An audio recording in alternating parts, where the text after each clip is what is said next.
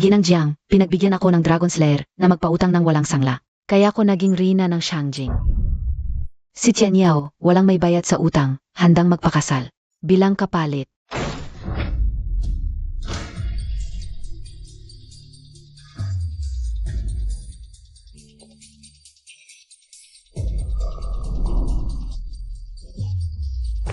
Ngayon, ayaw kong makakita ng dugo.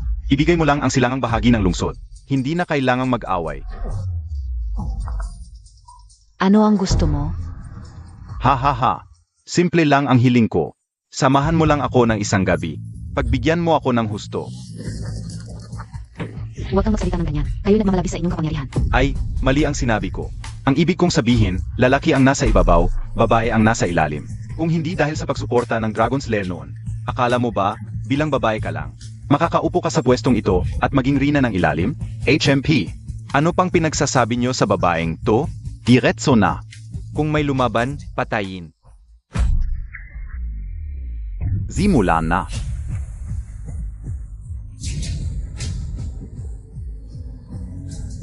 Ang Dragon Slayer, hindi nagpapalit kung hindi pang 100. Hindi tumatanggap kung hindi kayamanan, hindi nagpapautang kung hindi kagandahan.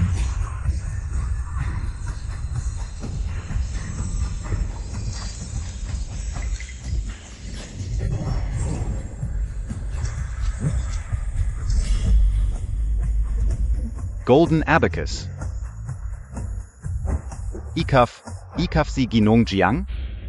30 taon na ang nakalipas, ang pamilya Wei ay nagpautang ng kalayahan bilang sangla. Kapalit ng 50 taong dagdag na buhay para kay Wei Tuo. Totoo ba ito? 50 taon na ang nakalilipas, ang pamilya Zhou ay nagpautang ng 70% ng kanilang ari-arian. Kapalit ng trono ng Jiangnan. Totoo ba ito? Kung hindi dahil sa inyong panahon ng pagtubos ay hindi pa dumating. Siguradong babayaran nyo ang lahat ngayon. Ginong Jiang, kahabagan ninyo kami. Jiangnan Hariye Chenzi. Ang inyong pagmamalaki sa kapangyarihan ay karapat-dapat sa kamatayan. Kung hindi lang kailangan ng Shangjing ang inyong pagbabantay, siguradong pinatay na kita. Ngayon, bawasan ng isang daliri bilang babala. Sumasang-ayon ba kayo? Salamat, Ginong Jiang, sa inyong habag. Si Tian Yao ay handang magpakasal bilang kapalit ng isang katibayan ng pautang, upang maglingkod kay Ginong Jiang at sumama sa kanya. Hindi na kailangan. Hindi mo kailangang maglingkod.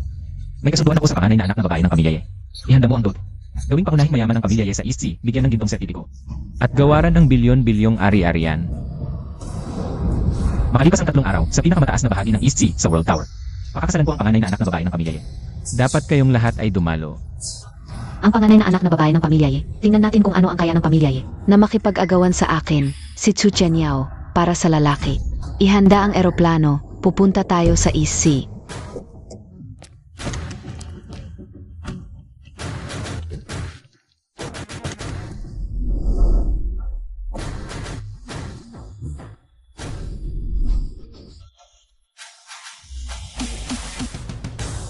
Malugod na pagbati sa pagdating ni Ginong Jiang sa East Sea. Ginong Jiang, naghanda ako ng Welcome Dragon Feast sa World Tower. Pa sa inyong pagdating. Gawin mo isang bagay para sa akin. Gino, ano po ang inyong ipag-utos? Noong mga nakaraang taon, napansin ng aking guro ang 4 na dakilang pamilya dahil sa kanilang kabutihan. Kaya nilabag niya ang mga patakaran ng Hidden Dragon Hall upang magpautang ng walang kolateral. Mula noon, ang 4 na pamilya ay naging napakayaman. Ngayon, dumating na ang araw para tubusin ang mga pautang. Agad na utusan ng 4 na pamilya. At lahat ng may utang na pumunta sa Tianxia Tower upang magbayad. Ang mga lalabag ay papatayin ang buong angkan. Ang pamilya Ye ay nangako ng kasal bilang kolateral kapalit ng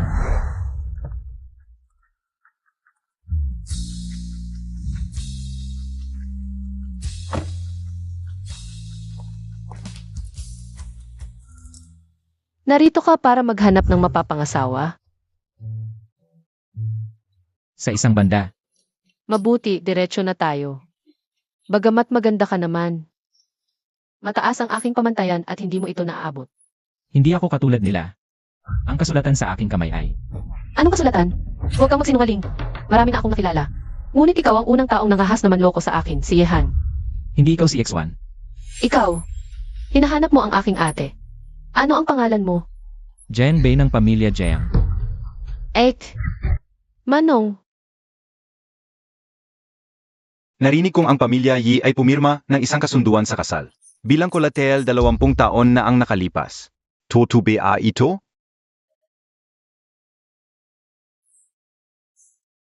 Totoo yon, ngunit matagal na yon at hindi na ito may bisa. Ginong Zhao, noong mga panahong iyon ay wala ng ibang pag-asa ang pamilya Ye. Ang aking lolo ay desperado at nauto ng isang matandang manggagaway na nangako ng kasal bilang kolateral na nagsasabing ito lamang ang makapagpapabangon sa pamilya Ye. Nakakatawa talaga. Tama, Zixuan Ang lolo namin ay nauto lamang kaya pumirma ng kasunduan sa kasal. Ngayon, wala na ang lolo.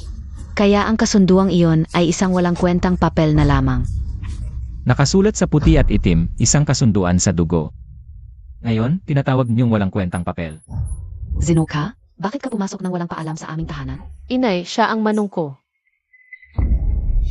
Jayang Bay ng pamilya Jayang. Hawak niya ang kasulatan ng kasal na pinirmahan ng lolo. Tumahimik ka. Ikaw ang nakakainis na anak ng pamilya Jiang. 20 taon na ang nakalilipas, ang pamilya Ye ay nangako ng kasal bilang kolateral para sa kayamanan. Ngayon, gusto mo bang tumangging tuparin ito? Umalis ka na. Wala akong alam sa anumang kasulatan. Bata, ang babaeng tulad ni Binibining Ye, isang ulirang babae, ay nararapat lamang sa isang magiting na lalaki mula sa kabisera. Tulad ko, ang tunay na anak ng Jiang Nanwang. Hindi ikaw, isang walang kwentang tao, ang karapat-dapat sa kanya. Maging matino ka at umalis ka na agad. O magiging masama ang loob ko sa iyo. Masama ang loob. Oo. Umalis ka na agad. Noong panahong wala ng ibang pag-asa ang pamilya Ye, nagmakaawa sila sa aking guro. Upang makuha ang kasunduang ito sa pag-aasawa. Upang ang pamilya Ye ay umunlad mula noon. At maging isa sa mga pinakamayamang pamilya sa mundo. Ngayon, kayo ba ay magtataksil sa pangako? Hindi ba? Kayo natatakot na bawiin ko ang lahat ng pag-aari ng pamilya Ye? Ano, Kabi Nangangahas ka pang bawiin ang lahat ng pag-aari ng pamilya Ye? Hoy, Binibining Ye. Huwag mong hayaang masira ang iyong kalusugan dahil sa taong ito. Hindi yan nararapat. Kung ayaw niyang umalis, pera lang naman ang gusto niya. Bigyan natin siya.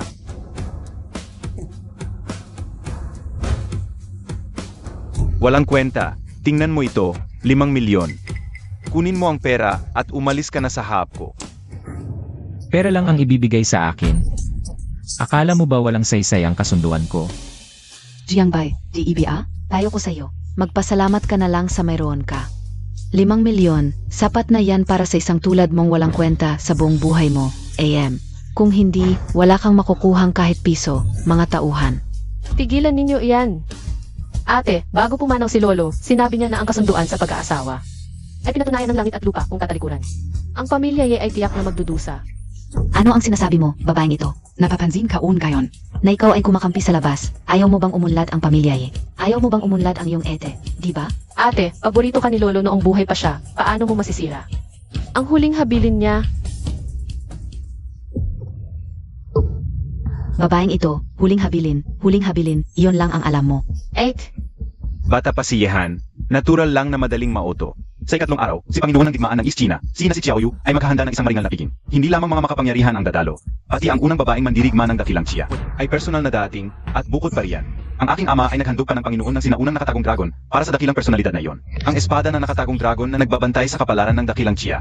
Sa pamilya Zhao, ang pamilya Yi ay maaring maging panatag.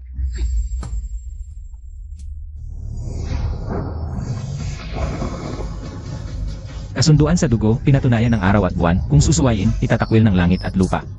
Sinira ng pamilya Ye ang kasunduan, sa ikatlong araw, kukunin ko ang lahat ng pag-aari ng pamilya Ye.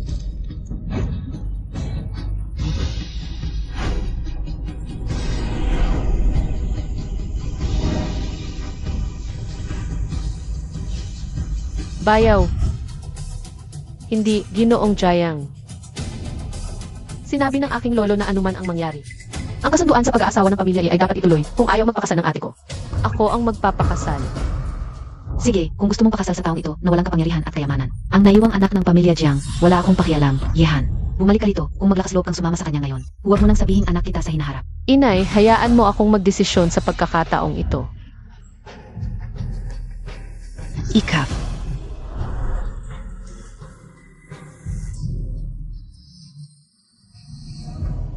Talaga bang handa kang tuparin ang pangako ng pamilya Ye at pakasal sa akin?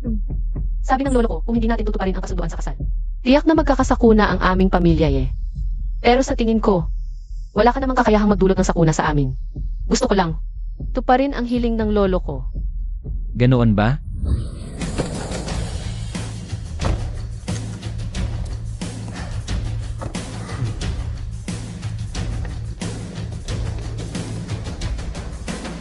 Ginong Jian, handa na ang welcoming dragon banquet. Commander Xiao, Dinala mo na ba ang mga kailangan?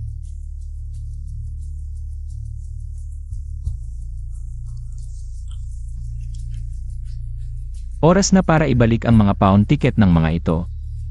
Bukas, samahan mo ako sa Welcoming Dragon Banquet.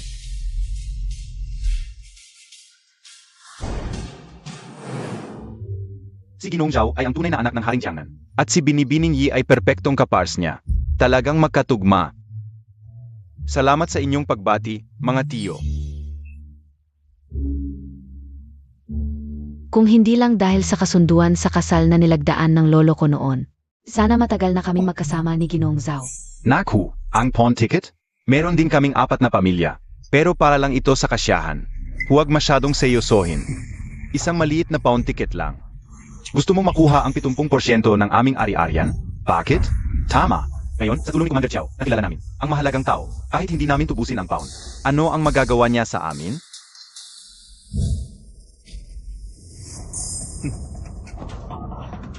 Yehan, ikaw naman, pangalawang anak ka ng pamilya Ye. Paano ka makikipag-away sa publiko? Sa anak na ito ng pamilya Jiang, Hindi ako nakikipag-away, ate. Si Jiang Bei, siya ay. tumahimik ka. Jiangbei, bata pa si Yehan at hindi pa marunong. Babalaan kita. Lumayo ka sa kanya. At mas mabuting itigil mo ang iyong mga bala. Kung hindi, magiging masama ang loob ko sa iyo. Nagpapanggap ka lang. Ikaw. Oy.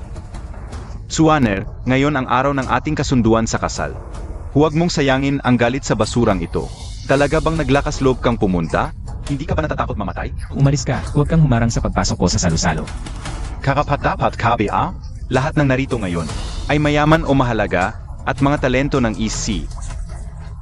Anong karapatan mayroon ang basurang tulad mo para dumalo sa Welcoming Dragon Banquet? Pero alam mo ba kung wala ako sa Welcoming Dragon Banquet?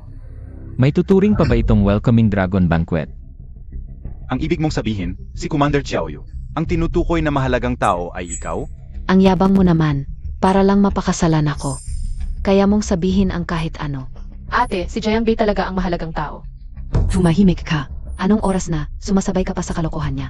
Kailangan bang mapahiya ang pamilya bago ka masyahan? Ate, talagang malaking tao siya. Nakita ko mismo. Narinig mo ba ano ang sinabi ng pangalawang dalaga ng pamilya Yi kanina? Sinabi niya na malaking tao yung lalaki. Yihon, bibigyan kita ng babala. Huwag mo akong ipahiya dito. Ate, maniwala ka sa akin kahit isang beses lang. Kung magkakasala tayo kay Jiang Bei, malaking kapahamakan ang sasabihin ng pamilya. Tumahimik ka. Xuan Ea. Malapit na ang Yinglong Feast. Siguraduhin mag-iwan ng magandang impresyon sa malaking tao. Tol, wala akong oras sa'yo ngayon. Kung may utak ka, umalis ka na. Kung hindi, Ikaw pa. saan galing tong lalaki? Nakikipanggulo dito. Lumabas ka. Binata, hindi ito lugar para magwala ng basta-basta. Kung ayaw mong mamatay, umalis ka na. Kung masira mo ang Yinglong Feast na inorganisa ni Komandante Chiao at magkasala sa malaking tao, 10 buhay mo pa man ay hindi sapa. 20 taon na ang nakalipas, may nagkaloob sa inyo ng kayamanan. Para maghimagsik laban sa nakatataas. Ang pamilya Zhao ay handang mag-alay ng buong angkan bilang alipin. Kapalit ng daang taong swerte at tagumpay ng pamilya Zhao. Ang pamilya yan ay handang mag-alay ng kalayaan ng buong angkan. Kapalit ng daang taong kayamanan ng pamilya yan. Ang pamilya yang ay handang mag-alay ng buhay ng buong angkan. Kapalit ng daang taong pambihirang lakas ng pamilya yang. Kapag napirmahan ng kasunduan, saksihan ng langit at lupa kung magsisi. Dobleng bayad ang kailangan, naiintindihan nyo ba? Kami ay handa. Kalokohan, hindi ko naalala ang anumang kasunduan. Ngayon, ang pamilya Zhao ay may ganitong kalakihan. Lahat ay dahil sa pagsisikap ko. Si Zhao yan, tama. Walang kabuluhan, anong kasunduan na napirmahan, saksihan ng langit at lupa. Puro kalokohan. Isang salita lang, babayaan namin ang kayamanan at katanyagan na pinaghirapan namin ng kalahating buhay. Bakit?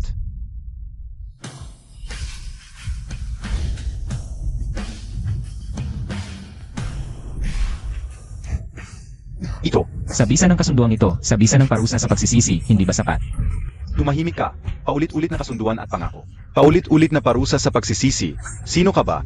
Tama si Ginoong Zhao. Anong kasunduan at pangako? Anong parusa sa pagsisisi? Sa tingin ko, puro kasinungalingan at panlilinlang lang yan. Tama. Ikaw pa ang magsasabing kukunin mo ang lahat sa amin. Nakakatawa. Anong karapatan mo? Pa magsalita ng ganyan sa harap namin? Kung hindi dahil sa pagsasangla ng buong angkan nyo noon. Paano kayo asenso at yayaman ng ganito?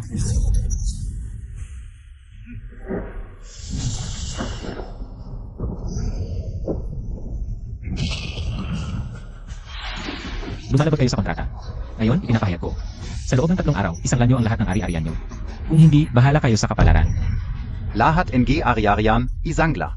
May parusa ba talaga kapag nagbago ang isip? Anong parusa? Nagpapanggap lang. Kitlat lang yan. Sabi kaon ga. Ang galing pa ng pag-arte. Ah, ganon pala. Sabi ko na nga ba, parang masyadong mahiwaga. Sa aw ng pagdiriwang, sinira ng langaw na to ang mood natin. Anong silbi ng pakikipag-usap sa impostor? Palayazin. Walang kwenta, lakas ng loob mong galitin ang 4 na pamilya. Mula ngayon, sa Donghai, hindi ka na makakagalaw. Kahit magpalimos, wala kang pupuntahan. Hindi makakagalaw. Ikaw, Emga tauhan. Tingnan natin kung matigas ang buto nitong walang kwenta. O ang bibig niya. Putulin ang isang kamay niya. Sino ang may lakas ng loob?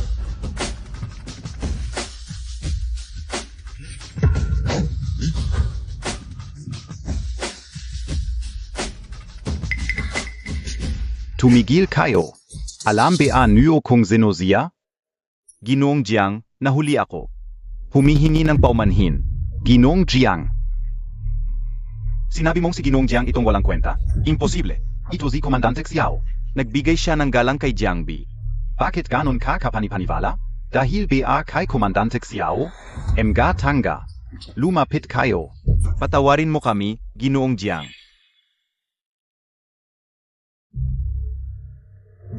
Nagkamali kami, patawarin mo kami, Ginoong Jiang. patawarin? Kanina, gusto niyo akong patayin. Ngayon, biglang humihingi ng tawad. Ang yabang. Binigyan lang namin ng respeto, si Komandante Xiao. Akala mo talaga, ha? Pinagbantaan mo pa ang buhay namin. Medya ignorante. Kami ang pundasyon ng Donghai. Anong karapatan mo? Pautusan kaming magpakamatay? Oy, bata. Ako ang tunay na anak ni Haring Jiangnan. Pinapakamatay mo ako? Hanggang saan ba ang katangahan mo? Sabihin mo yan? Kayo. Wala nang makakapagligtas sa inyo. Narinig Montag? Kahit si Tio Xiao, hindi ka na mapoprotektahan. Oy, bata.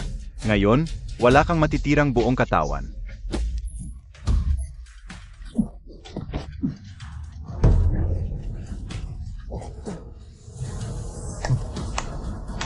Hinahamon Montag ako? Harien N. Yosia. Sino ang may lakas ng loob? Xiao Yu. Ang tatay ko ay ang hari ng Jiangnan. Tumahimik ka, sahabi Ginong Jiang. Anong halaga ng hari ng Jiangnan? Xiao Yu, iginagalang kita bilang tiyuhin dahil binibigyan kita ng mukha. Ngayon, sinaktan mo ako dahil sa basurang ito. Pananagutan mo ang ginawa mo. Pananagutan. Mga gwardiya.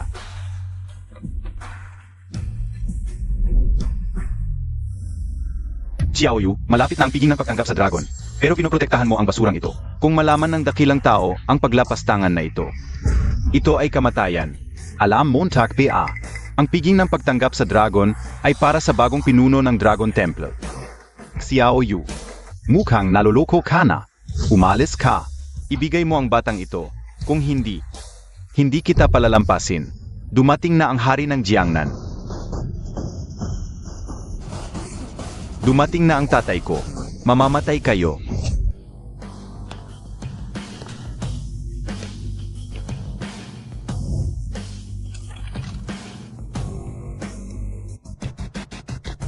Tatay, tamang-tama ang pagdating mo. Dito, may gustong pumatay sa akin. Sa East Sea na ito, may lakas ng loob na saktan ang anak ng hari ng Jiangnan. Hindi ba ito paghahanap ng kamatayan? Zhou Handong. Ginong Jiang. Zhou Handong. Talagang napalaki mo ng magandang anak. Basura. Ang pangalan ng tatay ko ay pwede mong tawagin? Tumahimik ka. Tatay, ako. Ang hari ng Jiangnan na si Zhou Handong ay nagpapakumbaba kay Ginong Jiang. Ginong Jiang. Tinawag siyang Ginoong Jiang ng hari ng Jiangnan. Hari ng Jiangnan, baka nagkakamali kayo. Tatay, siya lang ay isang tira-tirang anak ng Jiang pamilya. Magsitayo ka agad. Hindi ako tatayo. Bakit ako dapat magpakumbaba sa isang tira-tirang anak? Tatay, baka nalilito ka na. Hindi kasing tanga mo. Basura, ano ang sinasabi Montag? Papatayin kita. Zuwal na anak. Zuwal na anak. Binata Ju. Tumahimik ka. Halika ka rito at magpakumbaba kay Ginoong Jiang. Humingi ng tawad. Ginoong Jiang, ako ay walang kakayahang magturo. Zana zi Ginoong Jiang. Isipin ang hirap ko sa pag-anak sa katandaan, at patawarin ang buhay ng suwail na anak na ito. Hindi ako. Ay ikaw, Walang kwenta. Huwag mong isipin na sa iyong mga maliliit na lansangan ay maaari mong linlangin ang aking ama. Seryoso ka bang nag-isip na ikaw ang bida sa handaang ito? Sasabihin ko sa iyo, malapit na ang pagdiriwang ng pagtanggap sa dragon. Ang sinumang magkukunwaring naninira sa Panginoon ng lihim na dragon ay mamamatay. Zuvail na anak. Ano ang sinasabi mo, Untak? Magmadali kang magbigay kay Ginoong Jiang ng paggalang at humingi ng tawad. Ama, hindi ako nagsisinungaling. Isa siyang inabando ng anak. Bakit siya? Tapos ka na PA? Hindi PA, AMA. Sa tingin ko ay malinaw na malabo ang iyong paningin at kinikilala mo ang magnanakaw bilang ama. Zuvail na anak. Zuvail na anak. Ama, ngayon ay gagawin ko ang pagiging suwail na anak. Mga tao, dakpin ninyo ang suwail na anak na ito. Ano ang ginagawa ninyong lahat? Ama, matanda ka na. Oras na para magbitiw. Emgata, dakpin siya. Sino ang may lakas ng loob?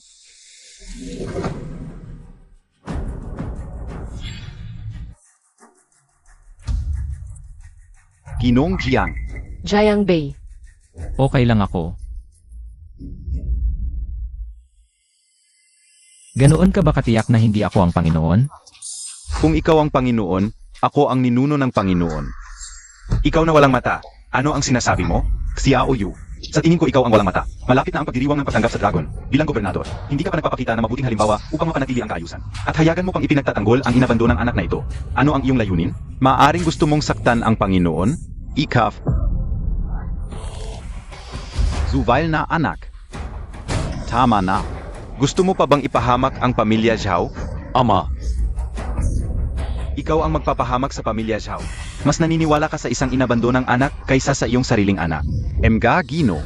Malapit na ang pagdiriwang ng pagtanggap sa dragon. At si Gobernador Chiao at Haring Jiangnan ay nalinlang at nabulag ng inabando ng anak na ito. Kung malaman ito ng Panginoon. Tanong ko, sino sa inyo ang makakatiis sa galit ng Panginoon? Tama si Ginong Zhu. Ang galit ng Panginoon ay hindi namin kayang tiisin. Ako, ang pamilya Zhao, ay nanunumpa dito kung hindi namin patayin ang batang ito ngayon. Hindi kami titigil. Ang pamilya yan ay hindi rin titigil. Ang pamilya Zhang ng Haicheng ay hindi titigil. Kami ay handang patayin ang batang ito. Upang matiyak ang maayos na pagdaraos ng pagdiriwang ng pagtanggap sa dragon. Emga Changga, kung mas maaga mong tinanggap ang pagkansela ng kasunduan, baka sakaling makaligtas ka pa. Pero ngayon, nagpanggap ka pang hari ng templo. Ikaf. Tiyak na mamamatay ka. Kayo, karapat-dapat ba kayo? Pero tama ka sa isang bagay. Ang galit ko, hindi niyo kayang tiisin. Walang kwenta. Ikaf, tumingin ka nga sa sarili mong itsura. Anong klase kang tao? Nagpanggap kang hari, tapos magsasalita ka patungkol sa galit? Katava-tava. Nilapastangan mo ang kapangyarihan ng Diyos. Karapat-dapat kang mamatay ng 1000 bises. Zhu Handong. Ginoong Jiang, napakalaking kapal na mukha ng hayop na ito. Hinamak pa niya ang inyong kapangyarihan. Simula ngayon, wiwaksi ko na siya. Bilang iking anak. Itataboy siya palayo sa angkan ng Zhao. Ginoong Jiang, pakiusap. Mahabag kayo sa nalalabing miyembro ng angkan ng Zhao. Ako, si Zhao Handong, ay handang yalay ang aking trono bilang pantubos. Hayop ka. Ngayon din, aking papatayin ang lakas mo. Ang kautusan ng hari. Bakit nasa iyo ang kautusan ng hari? Kaya pala, hayop ka. Matagal mo nang inaasam ang pagkamatay ko, di ba? Ha? Ang kautusan ni Haring Jiangnan. Ang utos ang sinusunod, hindi ang tao. Sino ang maglakas loob? Tigil. Ikaf, huwag kang gagalaw. Wag. Walang kwenta. Ikaf naman. Sino ang maglakas loob? Kung ngayong araw na ito, ay may mangahas na makasaling kahit isang buhok ni Ginoong Jiang. Patay agad. Zhao Chen, talaga bang gusto mong mamatay ngayong araw? Xiao Yu, mukhang ikaw ang gusto mong mamatay. Iginagalang kita bilang tiyo. Dahil sa pagiging gobernador mo ng EC, hindi pa magmalaki ka rito dahil sa edad mo at Xiao Yu, sinusubukan mo bang paglaruan ang buhay nila? Narito ang kautusan ng hari. Umapa kayo.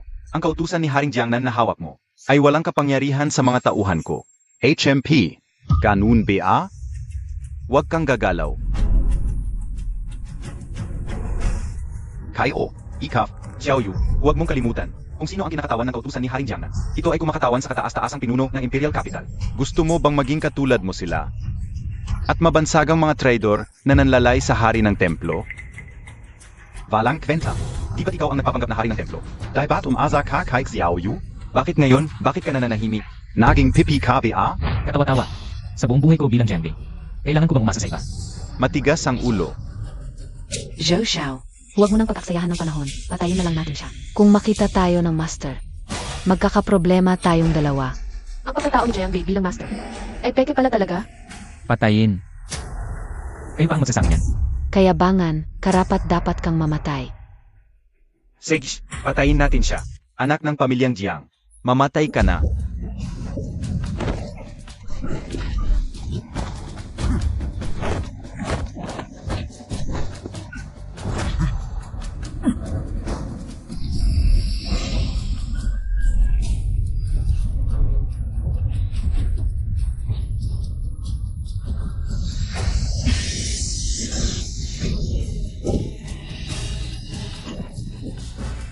Kung hindi nagpalit ang pamilya niya noon, daang taong bihirang martial arts. Sa mahinang kakayahan mong ito, makakaangat ka ba bilang martial arts tycoon? Katarant aduhan. Ang pagiging martial arts tekon ng pamilyang Yang ay resulta ng pagsisikap ko, si Yang Kang. Lene. Pagsisikap. Hindi karapat-dapat ang pamilyang Yang sa salitang iyon. Ang patriarch na Yang ay isang martial arts tekon sa EC. Bakit? Baka binayaran ng batang ito ang mga waiter dito. Para lazunin si Patriarch Yang. Hindi ba? Ganun pala. Ganun pala ang nangyari. Anak ng pamilyang Jiang, nilason mo si Patriarch Yang. Lason, dapat kang mamatay. Kaya pala si Old Yang, isang martial arts tycoon, ay hindi kalaban nitong tao. Wala nang lunas. Ikaf ang walang lunas, Siege. Sino ang maglakas loob gumalaw kay Ji Jiang? Siege. Ngayon, sino mang pipigil sa akin na patayin ang anak na ito, ay ituturing na naghihimagsik at dapat patayin. Ahit ang tatay ko, walang pagtatangi. Maliban na lang kung patay na ako. Kung may mga has na magpakita ng kawalang-galang kay Ji Jiang, ako, Ji Jiang Nanfang, ay agad na papatay. Tito Zhao, isa lang siyang anak ng pamilyang Jiang. Hindi siya master. Tumahimik ka. Tatay, ano ang ginagawa mo? Si Tsuaner ang magiging manugang mo. Huwag mo akong tawaging tatay. Hindi ako ang tatay mo, ikaw na ang tatay ko, okay? Dahil sa iyo, nabulag ang tatay ko. Ikaw, karapat-dapat kang mamatay. Ginoong Jiang, dumating na ang tamang oras, mangyaring kunin ang espada. Anong gagawin mo? Kunin ang espada.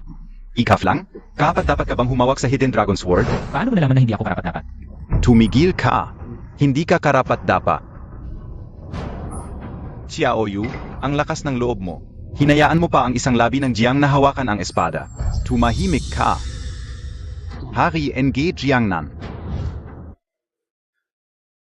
Dumating na ang tamang oras. Governor ng Isye, si Xiao Yu, ay nag-anyaya kay Ginong Jiang na kunin ang espada. Hari ng Jiangnan, si Zhao Handong, ay nag-anyaya kay Ginong Jiang na kunin ang espada.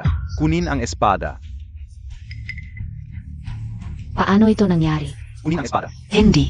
Hindi siya karapat-dapat. Isang labi lang ng Jiang. Ano ang karapatan niya? Kitid ng isip. Jiangbi, huwag mong isipin dahil marunong ka ng konting martial arts, ay pwede ka nang magwala sa welcoming dragon feast.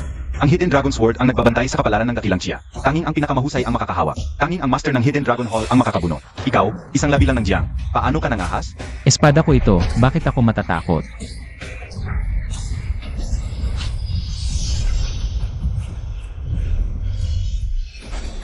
Galit NG Espada. Unggol ng dragon. Wala kang kwenta, apos ka na. Hindi na namin kailangang gumawa. Ginalit mo ang Hidden Dragon Sword. Kahit ang Diyos ay hindi ka na may liligtas. Jiangbi, umalis ka na. Kapag dumating na ang Hallmaster, wala ka ng pag-asa. Saan ako pupunta? Akala ko ba magaling kang magpanggap? Ate, si Jiangbi ay hindi. Tumahimik. Wala kang kwenta. Ngayon ka lang natakot at gusto nang umalis? Huli na ang lahat. Ganoon ba? Wala kang kwenta. Huwag mo nang ipilit. Kung ngayon ka luluhod at hihingi ng tawad sa akin, baka sakaling makiusap ako sa Hallmaster para sa iyo. Para mapanatili ang buo mong katawan. Ang tanga-tanga mo talaga. Galit man ng espada o umbol ng dragon, ito lang ang paraan. Ito para salubungin ako. Walang kwenta. Naririnig ko ba ng tama? Sinabi mong ang galit ng espada at ungol ng dragon ay pagsalubong sa iyo. Jiang Bai. Grabe na ang sakit mo. Pakisuri Montag nga ang utak Montag. Ang Hidden Dragon Sword ang personal na espada ng Dating Hall Master. Ito ay napakadakila. At ikaw, isang labi lang ng pamilyang Jiang. Anong karapatan mo para sabihing binabati ka nito? Akla ko may kaya ka. Pero mukhang sira ang utak mo. Ngayon, kahit sa panaginip, di ka pa rin magaling, tapos magmamalaki ka? Yung sinasabi mong binabati ka NG du Iyun Long Yin, kalokohan yan. Tatay. Naniniwala pa ba kayong siya ang Lord ng Templo? Paglapastangan sa nakatataas, dapat patayin.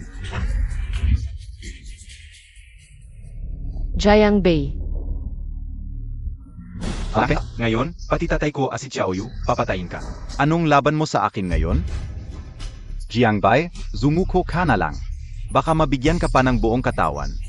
Kung hindi, pira-pirasuhin ka namin. Ang kasalanan ng langit, mapapatawad pa. Pero ang sariling kasalanan, di mapapatawad. Narinig Montag na, yan, Jiang Bai. Lumuhod ka na at magsorry kay iyong Master Zhao. Kung hindi, wala ka ng buong katawan. Tumahimik ka. Nasa bingit ka na ng kamatayan, nagmamatigas ka pa. Ay MR Jiang kayo lumapastangan, kayo ang dapat patayin. Tatay.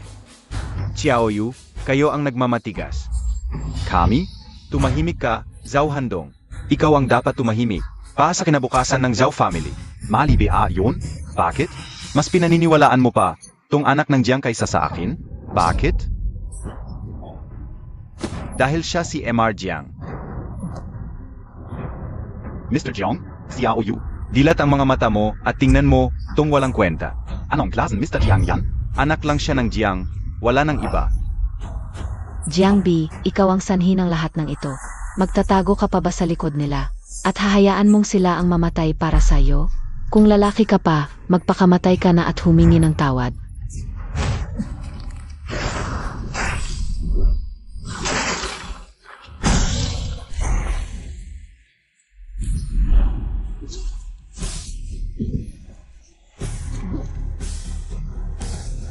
Paano nangyari yun? Iniingatan siya ng Yinlong Jian? Talaga bang siya ang Lord ng Yinlong Temple? Kanina, iningatan siya NG Yinlong Yin. Iningatan siya ng espada. Hindi ba, tong walang kwenta. Ang tunay niyang pagkatao ay... Hindi, imposible yon. Paano maging Lord ng Yinlong Temple? Tong anak ng Jiang? Bakit di pa kayo lumuhod sa bagong Lord ng Yingate? Dumating na si Yi Chanzi.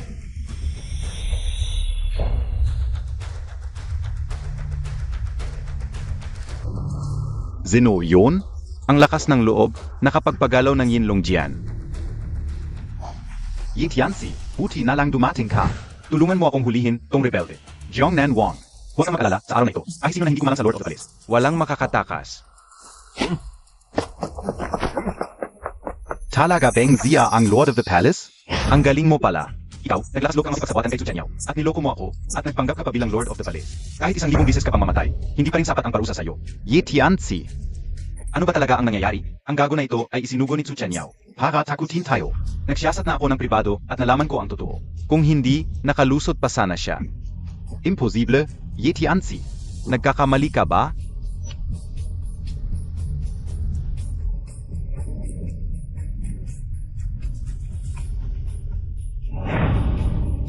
Ngunit ang Hidden Dragon Sword ay hindi matatanggol kung hindi ang Lord of the Palace. Ikaf. Ano pa ang masasabi mo? Ye Chanzi, sa palagay mo, may kailangan pa ba akong sabihin? Hindi ko maintindihan ang sinasabi mo. Nagpanggap ka bilang Lord of the Palace, at ang pagkaputol ng aking daliri sa araw na ito ay isasabay ko ng singilin sa iyo. Ye Chanzi, ano ang balak mong gawin? Nakalimutan mo na ba ang pledge contract? Jiang Nanwang, ang batang ito ay napakalakas ng loob. Nagpanggap bilang Lord of the Palace, isang simpleng pledge contract lamang. Ay madali lang niyang gawin, hindi ito posible. Jiang Nanwang, ano ang imposible? Ang pledge contract ay binanggit lamang niya, ngunit hindi niya ipinakita. Ang pledge contract ng aming dalawang pamilya ay kilala ng lahat sa Shangjing, kaya't madali lang itong malaman. Nakalimutan mo na ba ang pagkaputol ng iyong daliri noon? Anong pagkaputol ng daliri ang sinasabi mo? Noon, kami ang unang lumabag sa iyong kapangyarihan. Ginong Jiang ay pinarusahan lamang ng naayon, parusa. Zhu Handong, ikaw, bilang isang Jiangnan Wang ng Shangjing. Siya ay isang anak lamang ng isang nalimot na pamilya. Isang walang kwenta lamang. Bakit ka natatakot sa kanya? Iyon ay dahil mas naintindihan niya ang sitwasyon kaysa sa inyo. Ye Tianzi, ang batang ito, dahil sa kanyang kaunting kakayahan. Paulit-ulit na nagpanggap bilang Lord of the Palace, at ngayon ay hinawakan pa ang Hidden Dragon Sword. Ngayon, ako si Zhao Chen, humihingi ng tulong, upang patayin ang batang ito. Ang aming pamilya, ang Dong Haishao, ay humihiling kay Ye Chenzi na patayin ang batang ito. Ang aming pamilya, ang Dong Haiyan, ay humihiling na patayin ang batang ito. Ang aming pamilya, ang Wan Qingdai, ay humihiling na patayin ang batang ito. Ang pamilya man ng Rongcheng ay humihiling na patayin ang batang ito. Patayin ang batang ito.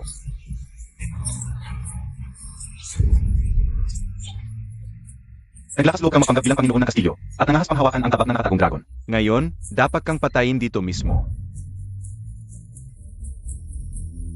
Gago, huwag mong isiping naloko mo ang tabak na nakatagong dragon. Ay tunay ka ng Panginoon ng Kastilyo na nakatagong dragon. Mamamatay ka pa rin, anak ng pamilya Jiang. Hanggang ngayon, ayaw mo pang aminin na peke ka ba? Ano ang totoo? At ano naman ang peke? Jiang Bei, tumigil ka na sa pagpapanggap. Narito si Ye Chenzi upang supilin ka. Ngayon, wala kang takas. Ang pinamumunuan ni Ye Chenzi ay ang kilalang-kilalang gabing bantay. Basta't siya ay kikilos. Ang batang ito ay walang takas.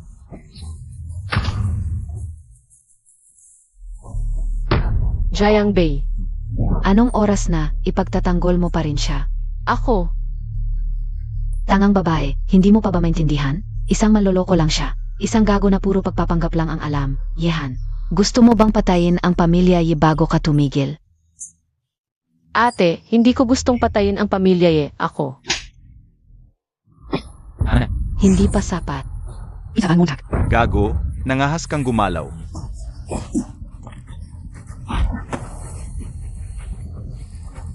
Gago, bitawan mo ako. Kung hindi ay papatayin kita. kung hindi ka titigil sa pagsasalita, papatayin kita ngayon din. Sino ang papatayin mo? Ye Tianzi, napabaliw ka na. Ginong Jiang, tunay na nakatagong dragon, Haring Jiangnan. Ikaw ang nababaliw. Naimbestigahan ko na ito ng mabuti. Siya ang nakaligtas mula sa kamay ng pamilya Sunang Kabisera. Isang naiwang anak ng pamilya Jiang. Muntik na tayong maloko ng naiwang anak na ito. Kung hindi lang dahil sa paghahanda ni Ginoong Ye Tianzi. At nalaman ang paluloko ng naiwang anak na ito. Naloko na sana tayo. Naiwang anak ng pamilya Jiang. Tapos ka na. Sige, patayin. Sino ang nangahas? Haring Jiangnan, nalilito ka ba? Sa ganitong pagkakataon, ipagtatanggol mo pa rin ang naiwang anak na ito. Ye Tianzi, ito ba ang tinatawag mong ebidensya?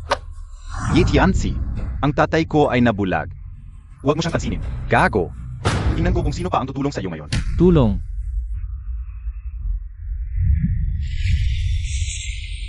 Alam mo ba kung ano ito? Ito ay kontrata. 30 taon na ang nakalipas, pinalitan ng pamilya Wei ang kalayaan. Sa 50 taong buhay ni Wei Do, upang ikaw ay maging walang pakundangan at maging palaaway sa mga nakatataas. At maging walang galang sa akin. Kalokohan. Hindi ko alam ang tungkol sa kontratang ito. Huwag kang magsinungaling. Huliin Zia. Kung maglaban, patayin.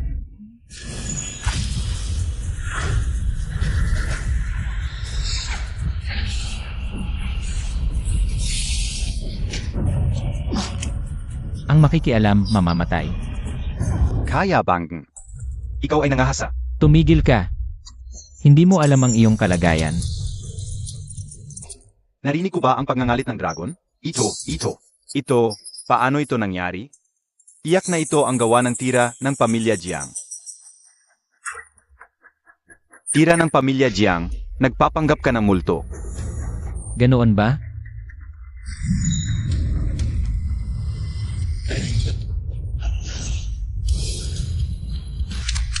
Ang pamilya Wei ay nangahas sa nakatataas at sumira sa kontrata, kaya't ibalik agad ito. Kasama ang tubo, ang pamilya Wei ay magiging alipin at si Wei To. Lahat ng kanilang buhay ay ibabalik sa kontrata.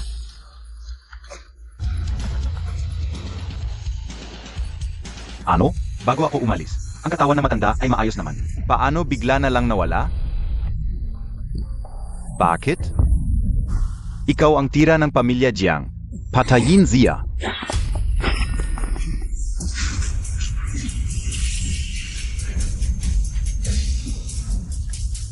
Basag.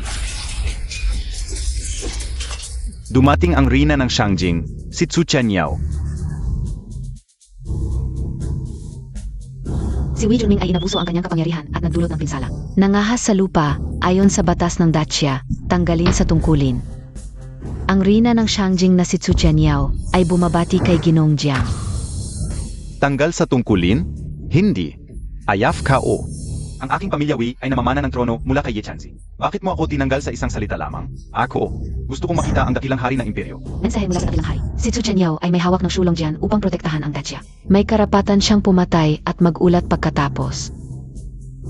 Si Zhao Chen, hindi gumalang sa Panginoon ng templo. Ayon sa batas, dapat patayin. Hindi. Hubak. Mgata. Dalhin siya palayo. Tatay, iligtas ang aking tatay. Tatay, iligtas mo ako, iligtas mo ako, tatay. Ang sarili mong kasalanan ang dahilan, iligtas mo ako, iligtas mo ako.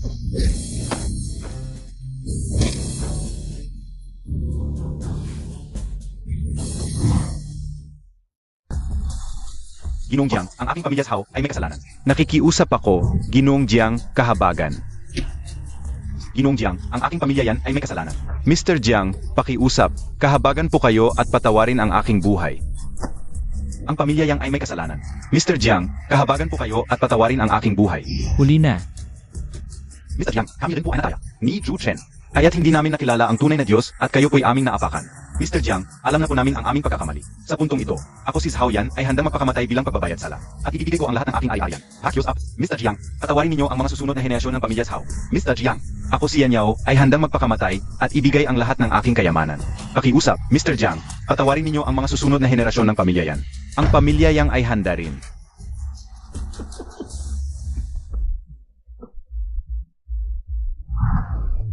Ako ang may kasalanan. Hindi dapat ako nagbago ng isip. Ngayon na. Gawin na natin ang kasal. Sino ang nagsabing ikakasal ako sa'yo? Jiang Bai. 20 taon na ang nakalipas. Ang pamilya Yi ang nag-alok ng kasunduan sa pag-asawa. Hindi ba dapat ngayon na natin gawin ang kasal? Oo nga. Sa totoo lang, si Miss Yi ay sinusubok ka lang noon. Ngayong pumasa ka na sa pagsubok. Sa tingin ko dapat kayong dalawa ay magpakasal na agad. Oo. Hayaan si Wargotsu ang maging ninong sa inyong kasal. Tama. Tama si Uncle Zhu. Hayaan na lang si Wargotchu ang maging ninong sa aming kasal. Talagang wala na kayong hiya. Kahit yung sinasabing pagsubok ay pawang kasinungalingan at kahiyan.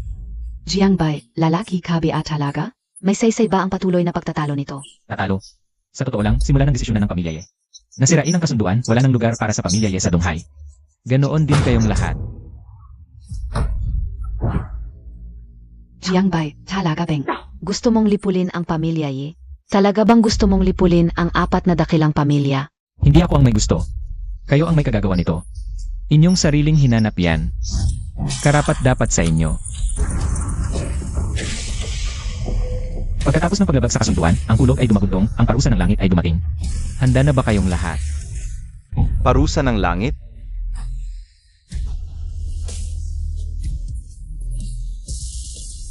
Hahaha. Tama na, Jiang Bai. Kung matagal mo nang may babaeng ito na sumusuporta sa'yo, bakit ka pa nagpapanggap dito? Bakit? Bakit mo pa kami pinipilit, ang aming mga pamilya? Kung mas maaga mong inamin kung gaano kakatindi, hindi kita hihilingan na kansalahin ang kasunduan. Kasalanan Montag rin yan. Kasalanan ko. Talagang may lakas kayo ng loob para sabihin yan. Jiang Bai, ano ba talaga ang gusto Montag? Malalaman mo rin mamaya.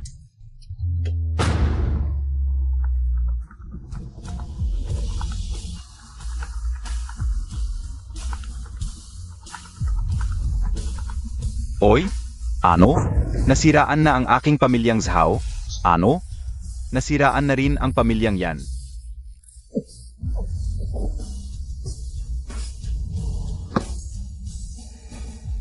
Jiang Bai, lahat ng ito. Ikaw ang may pakana, hindi ba? Tanggap ng aking pamilyang Zhao ang parusa. Bakit mo kailangang lubusang puksain kami?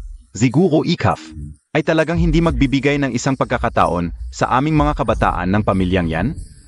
Ginoong Jiang, talaga bang gusto mong gawin? Hanggang kamatayan ang laban sa pagitan namin at ng 4 na dakilang pamilya bago ka tumigil? Mga kayo na parang tipaklong na sumasakop sa bulong o itlog na sumasakop sa bato, may lakas pa kayong magsabi ng hanggang kamatayan na katangahan. Kung hindi dahil sa pagsisisi niyo noon, paano mangyayari ang araw na ito? Pagkatapos ng lahat, ang sumpa ng dugo at parusa ng langit ay hindi basta salita lamang. Dumating na ang Diyos ng pagpatay. Ang lakas ng loob mo, bukang bibig ang parusa ng langit. Dumating na ang Diyos ng pagpatay. Nailigtas na tayo, hahaha. Tama, ang Diyos ng pagpatay ay mas mataas kaysa sa Rina. At siya pa ang heneal ng punong mataas. Ano bang walang kwentang parusa ng langit? Hindi ako naniniwala, isang basura na umaasa lamang sa babae. Pinuri mo lang siya ng kaunti, akala mo importante ka na. Hanggang sa mangarap ka pang tuluyang mawala kami sa EC. Su Chenyao, ang lakas ng loob mo, ikaw na Rina ng Shangjing. Ay nangahas pang makialam sa mga bagay sa labas ng Shangjing. Tatanungin ko ang Diyos ng pagpatay. Ano ang ibig sabihin ng labas ng Shangjing? Hindi kaya ang Isya ay hindi sakop ng Gretsia? O baka naman hindi karapat-dapat ang punong mataas na pamunuan ang EC? Ano ang sinabi mo? Sa tingin ko ay malinaw na nagmamagaling ka lang. Nangguk ulo. Ikaw ang nagpaginaw ng Dragon Concealing Sword kanina. Ang Dragon Concealing Sword ay iniwan na nakaraang punong mataas ng Dragon Concealing Hall. Paprotektahan ang kapalaran ng Gretsia. Ngayon, dahil sa iyo ito nanginginig, ano ang dapat na parusa? Diyos ng pagpatay, ang basurang ito, hindi lang niya pinanginginig ng paulit-ulit ang Dragon Concealing Sword, kundi sa ilalim ng proteksyon ni Komandante Chiao at Haring Jiangnan, ay nagmamalaki na siya ang punong mataas. At walang hiya niyang sinabi na ang espadang ito. ISA Kanya. Diyos ng pagpatay. Totoo ang sinabi ni Binibining Ye, maaring magpatotoo ang aking pamilyang Zhao. Maaring ring magpatotoo ang pamilyang Yang. May karapatan ba kayong magsalita dito? Umalis kayo. Su Tianyao, akala mo ito ang iyong Shangjing. At ikaw lang ang may karapatang magsalita. Diyos ng pagpatay. Sinabi ni Su Tianyao ang kanyang kapangyarihan na wala upang ako'y pahirin. At hayagan pa niyang ipinagtanggol ang batang lalaking ito. Hanggang sa ginamit niya ang autoridad mula sa pinakamataas. Ano? Su Tianyao, ang lakas ng loob mo. Wala ka bang paliwanag? Para sa akin siya nagtatrabaho, bakit kailangan niyang magpaliwanag sa'yo? Ginong Jiang. Ano? Tinawag mo siyang Ginoong Jiang? Mikab na mabia, ang talino ni Ginong Jiang ay parang lawing naglalayag, na umaabot sa kalawakan. Tinatawag ko siyang Ginoo. Anong masama doon? Sa tingin ko, wala ka talagang hiya. Et ikaftin. Ang Rina ng Shangjing ay tumatawag sa iyo ng Ginoo. Ngayon, gusto kong makita kung ano ba talaga ang kaya mo. Naiginalang ka ng Diyos ng digmaan. Su Tianyao, pagkatapos kong tapusin ang walang galang na ito, ikaw naman ang pag-usapan natin. Diyos ng pagpatay, ulitin ko. Ang talino ni Ginong Jiang ay parang makalangit na lawin. Kung patuloy mong lalapastanganin siya, pasensya na. Kung lapast angganin din kita. Su Tianyao, ang lakas ng loob mo. Humahak ka sa Diyos ng pagpatay na may hawak na espada. Gusto mo rin bang maghimagsik at maging mapangahas? Diyos ng pagpatay, pareho lang ang ranggo natin. Saan ang pagiging mapangahas? Bukod PA. Ang tanging mas mataas sa akin ay ang pinakamataas sa Imperial City. At si Ginong Jiang. Ano ang sinabi mo? Su Tianyao, huling tanong ka una ito es ayo. Ipipilit mo pa bang magkamali? Su Tianyao, ang tanggamuntag talaga. Dahil lang sa isang batang lalaki. Hinamon mo ang Diyos ng pagpatay. Diyos ng pagpatay, matigas ang ulo ni Su Tianyao. Ayon sa batas ng Dacia, dapat siyang patayin. Diyos ng pagpatay, tama si Yi Chanzi. Nararapat siyang parusahan ng kamatayan. Babae, hinampas mo ako. Kahit Rainer ka, ano naman? Ngayong nagalit ka sa Diyos ng pagpatay, papatayin ka rin. At siya mismo, hindi rin makakatakas.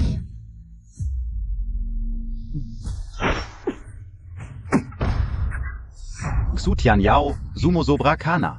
Diyos ng pagpatay, ako ang nagdidisiplina. Huwag kang makialam. Makialam? Ngayon, talagang makikialam ako. Diyos ng pagpatay, lahat ito ay isang malaking pagkakamali. Sa totoo lang, si Ginong Jiang, siya ang totoong Hidden Dragon. Tama na, yan. Hari Jiangnan, si Haring Patay ay nandito para sa isang bagay. Anong balak mo sa pagsingit, Yi Chanzi? Huwag kang magsalita nang walang basehan. Hindi mo ba kilala si Ji Jiang? Zenozia? Isang nalabi lang mula sa angkan ng Jiang. Isang paborito lang ni Su Tianyao. Hindi naman siguro siya ang Panginoon ng Templo? Wei Yunming, ang Hidden Dragon Pawn Shop. Isang sira-sirang pawn shop lang yan, di ba? Sandali, Hidden Dragon Pawn Shop? Kaya ang Hidden Dragon Sword ay... Hari Jiangnan, hindi mo naman siguro itinuturing ang sira-sirang pawn shop na yon bilang Panginoon ng Hidden Dragon. Alam mo, Tagdea, na si Haring Patay ay dating isang mandirigma sa ilalim ng Panginoon ng Templo. Haring Patay, pinapayuhan ko kayong mag-isip ng mabuti. Hari Jiangnan, anong ibig mong sabihin? Ang paggawa ng desisyon ko, hindi kailangan ng payo mo. Umalis ka. Hari Jiangnan, sinusubukan mo bang lumaban sa iyong nakatataas at sumuway sa akin? Hindi po ako maglalakas loob.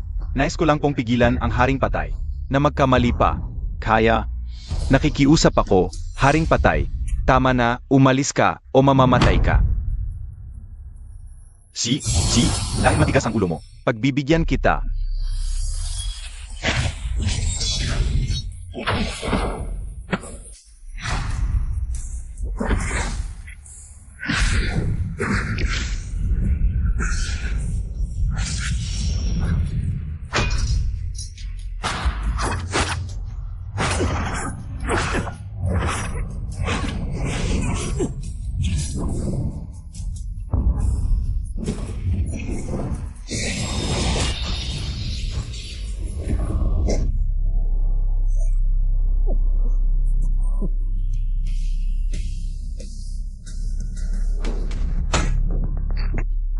Babaeng yan, sinaktan mo ako. Karapat dapat ka. Mabuhay ang haring patay. Mabuhay. Herring Potay. Zia. Ang tunay na sanhi ng lahat ng ito, dahil ang Reyna, ay nalinlang ng walang hiyang basurang ito. Nilason mo ang isip ng Reyna. Hindi ka mapapatawad. Hinawakan mo ang Hidden Dragon Sword. Mas lalo kang dapat mamatay. Ganoon ba? Ha ha ha. Paborito, hanggang ngayon nagpapanggap ka pang kalmado. Bigyan kita ng pagkakataong magpakamatay. Ano sa tingin mo? Hindi karapat dapat na magpakamatay ako para sa'yo.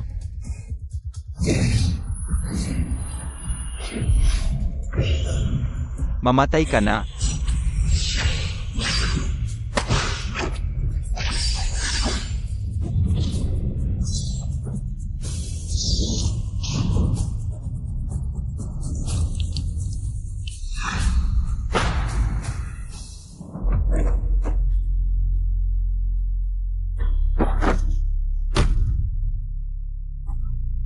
Dahil gusto mo nang magpakamatay, ikaw na ang mauna.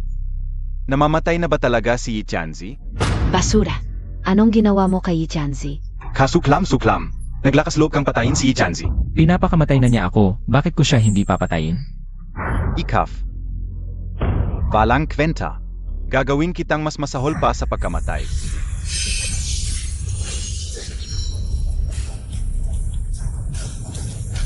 Walang kwenta. Mamatay ka na. Basad.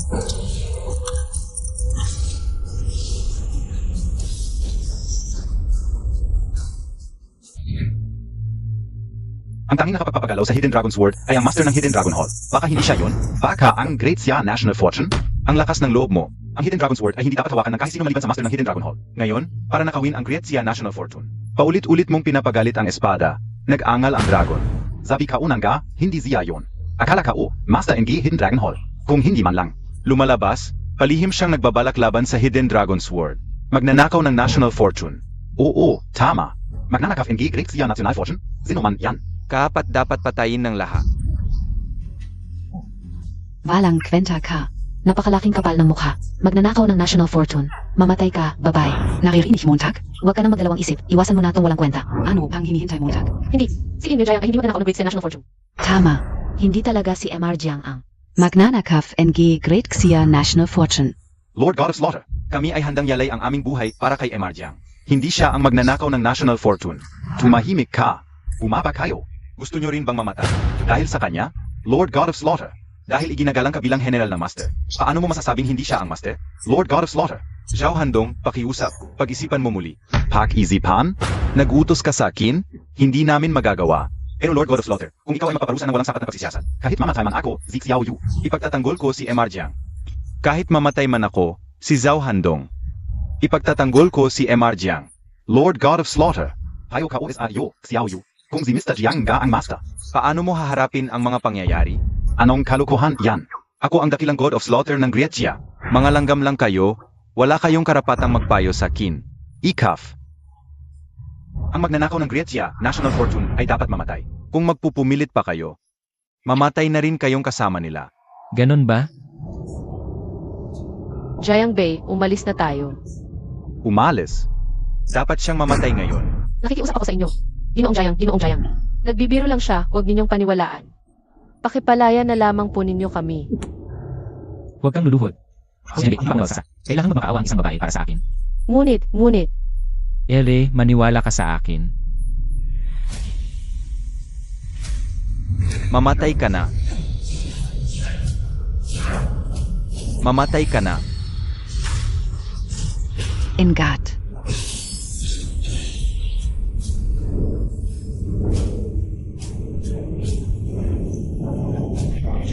Ang manggugulo ay mamamatay. Mamatay. Ang lakas ng bunganga mo. Gusto mong mamatay. Karapat dapat kabia. Halika, espada.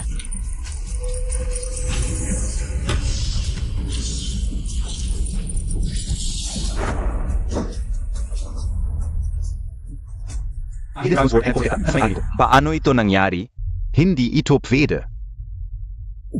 Sino ka ba talaga at napaprotektahan ka ng Hidden Dragon Sword? Jiang Bei ng angkan ng Jiang. Imposible. Ikaw na isang natira lamang sa angkan ng Jiang. Paano ka naprotektahan ng Hidden Dragon Sword? Ang Hidden Dragon Sword ay tanging ang pinuno ng Hidden Dragon Hall lamang ang makakakuha nito. Maliban na lang kung ikaw ang pinuno ng Hidden Dragon. Mamatay ka na.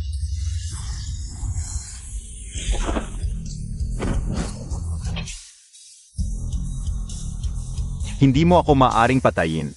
Ako ang Diyos ng digmaan ng dakilang Chia. Ang Diyos ng digmaan ng dakilang siya, ganun ba? Ikaw na basurang ito, bakit mo ako ginaganyan? Kung papatayin mo ako, hindi ka lamang hahabulin ng buong dakilang Chia. Pati silang lahat, mamamatay din sila dahil sa iyo. Ganun ba?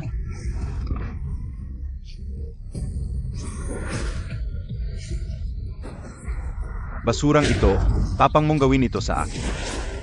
Ganun ba talaga?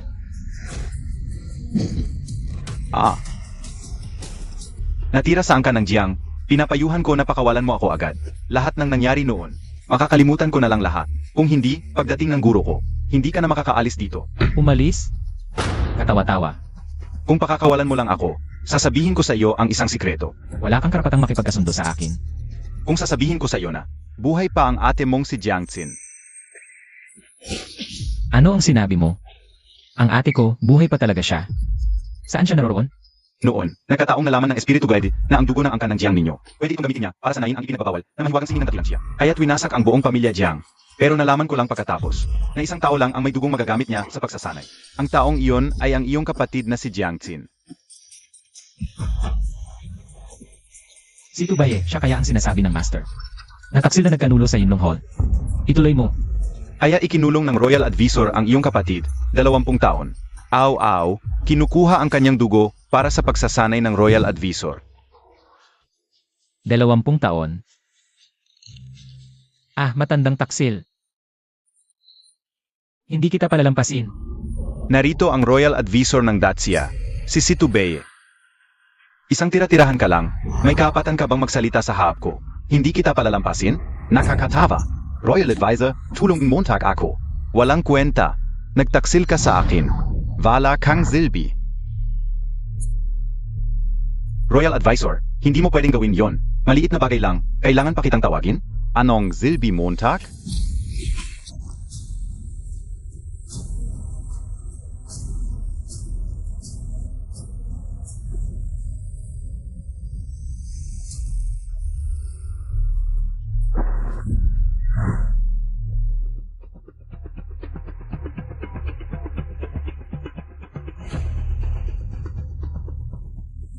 Dumating ka, espada.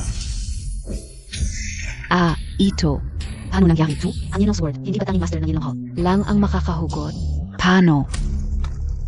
Baka yung seal na iniwan na matandang yon ay hindi pa ganap na nasira, pero ang solong chain, ngayon ay sira na. Dumating ka, espada.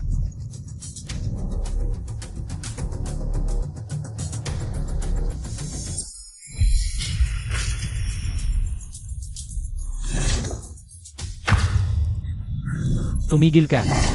Naghahanap ng kamatayan. Maingat, Kayo ang naghahanap ng kamatayan. kaya bang?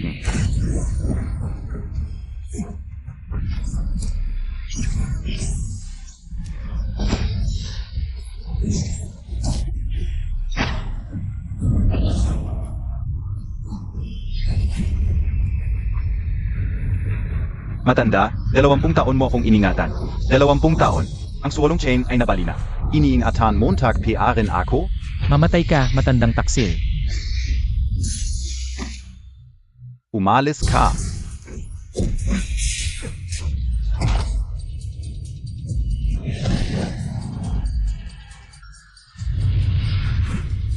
Ngayon, Matanda, binigay mo pa sa kanya ang Golden Dragon Abacus? Zia, AME, dapat siyang mamatay. matandang taksil, ikaw ang dapat mamatay. Noong inatake mo ang master, nagtaksil sa Yinlong Hall at sinubukang agawin ang Yinlong Sword. Iyon ay isang malaking paglabag, hindi matatanggap ng langit at lupa. At saka winasak mo ang buong pamilya Jiang. Kahit putulin ka ng pira-piraso, hindi pa rin mawawala ang galit ko. Kung ganong, papatayin Montag ako? Subukan mo. Hindi alam ang kamatayan. Kaya't na ikaw. Kahit yung matanda noon, hindi siguradong makakapatay sa akin. Ngayon, ako ay nasa Grandmaster Realm, pinakamalakas sa ilalim ng mga immortal. Ikaw lang? Karapat-dapat ka ba? Siyempre, kung ibibigay mo na maayos ang Golden Dragon Abacus ngayon, pababayaan kita. Hindi ka karapat-dapat.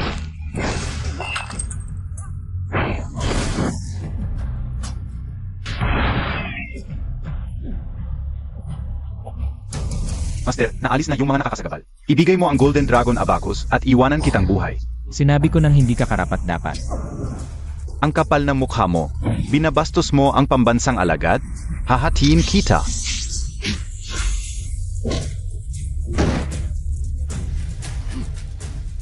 Jiang Bei, talagang nakakagulat ka. Hindi ko inakalang abot ka sa antas ng martial artist. Sayang, sa akin ay hindi pa rin sapat yan.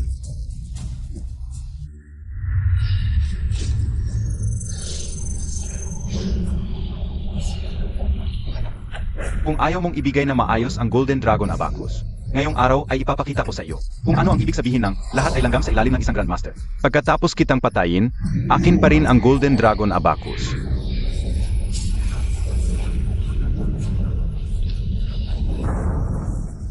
Nasa wakas na ba ang kapalaran ng dakilang Chia?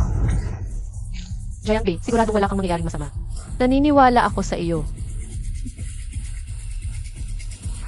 Ay, ikaw ang master ng templo. Ano naman? Sa harap ng pambansang alagad, basura ka pa rin. Jiang Bei, ngayon ang pambansang alagad ay umabot na sa antas ng Grandmaster. Ang pagpisa sa iyo ay mas madali pa kaysa sa isang langgam. Sa buong dakilang Tia, walang sinuman ang makakalaban. Sa pambansang alagad ng isang minuto, talagang nakakatakot ang kanyang kapangyarihan. Bazura, zumuko ka na. Huwag mong hintayin patayin ka na ng pambansang alagad bago ka humingi ng tawad. Huli na ang lahat. Basura talaga, hindi pa rin matanggap ang katotohanan. Jiang Bei, handa ka na bang mamatay? Matandang taksil. Ngayong araw, papatayin talaga kita.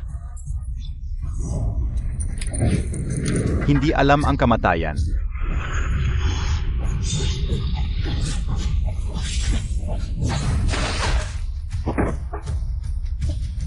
Jiang Bei, Ginong Jiang.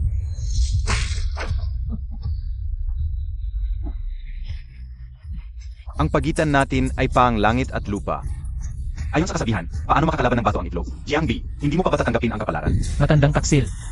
Ang buhay ko ay nasa akin, hindi sa langit. Naghahanap ng kamatayan. Ikaw ang naghahanap ng kamatayan. Espada, dumating ka.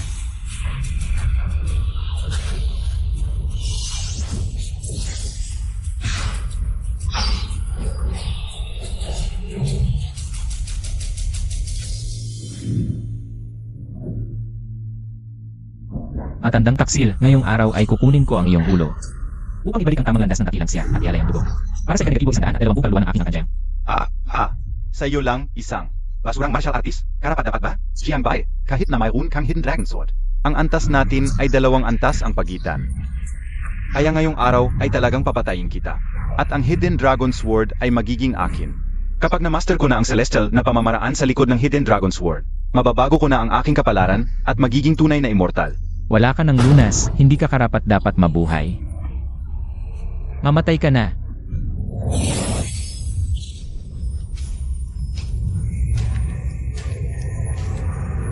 Ikaw ang dapat mamatay, Jiang Bei.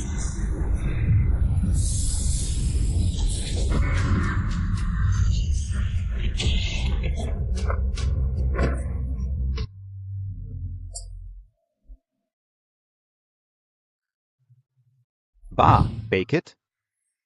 Ako ay isang master. Ikaw, hindi ka ba isang martial artist? Hindi. Imposible. Ang iyong aura ay tiyak na martial artist. Alam ka una. Tiyak ito.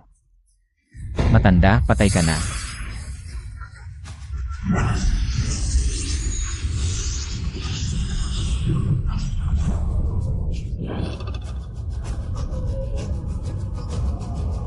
Ito. Paano nangyari? Magaling. Dumating na ang dakilang tagapagtanggol.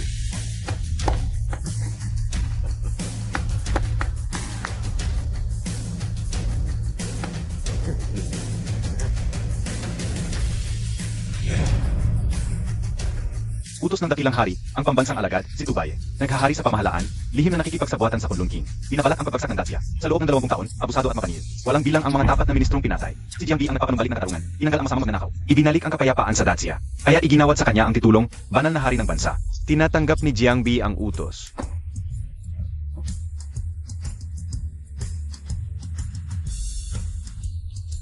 Jiangbi, itong mga taong ito. Ano ang balak mong gawin? Ang apat na dakilang pamilya ng East Sea ang unang sumira sa kasunduan. Lahat maliban sa family ay puputuin hanggang sa ikasyam na henerasyon. Si X1 ay mamamatay sa pagpapalimos. Jiangbi, sinira mo ang aking plano. Ikaw at ako ay makaaway mapakailanman. Pagkalipas ng 1 taon, tiyak na babalik ako. Ito ang boses ng Kunlun King.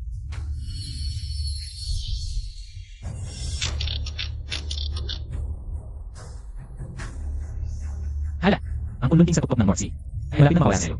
Ano? Kung makawala ang Kunlun King sa selyo, magkakagulo ang mundo. Jiangbai, sa ngalan ng dakilang hari, handa akong yalay ang kalahati ng pambansang kapalaran. Kapalit ng muling pagtatanggol ng Hidden Dragon Sword sa kapalaran ng Dacia, upang mapanatili ang kaligtasan ng Dacia. Kalahati ng pambansang kapalaran. Naisip mo na ba ito? Ang dugong kasunduan, sinisilayan ng araw at buwan. Kung sasalungatin, itatakwil ng langit at lupa.